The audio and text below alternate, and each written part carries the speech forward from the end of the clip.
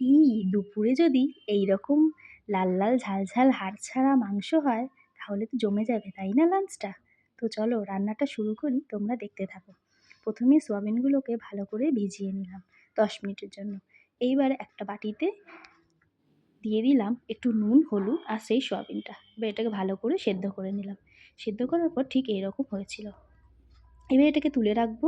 এবার একটা কড়াই দিয়ে দিলাম তেল, তার মধ্যে দিয়ে দিলাম একটু শুকনো লঙ্কা, একটু জিরে।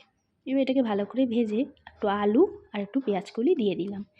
এটা সুন্দর করে ভেজে নিয়ে এর মধ্যে দিয়ে দেবো নুন আর একটুখানি হলুদ। এবার এটাকেও ভালো করে ভেজে নিলাম। ভাজার পরে এর মধ্যে দিয়ে দেবো সেই সেদ্ধ করে রাখা সয়াবিনটা দিয়ে এটাকে সুন্দর করে ভেজে নেব। এরকম লাল লাল করে ভেজে নিলাম। ভাজার পরে এটাকে আবার তুলে রাখলাম।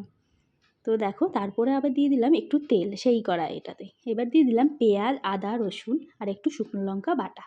এটাকে সুন্দর করে একটু ভেজে নিচ্ছি।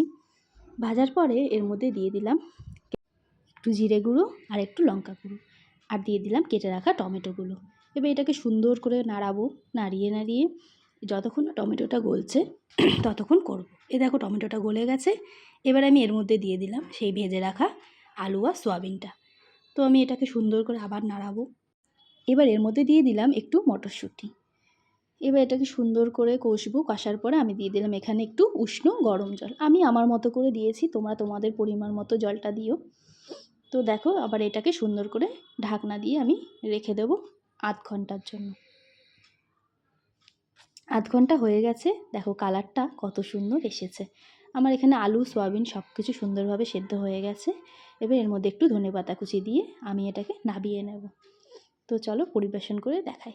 দেখো পরিবেশন করে নিয়েছি।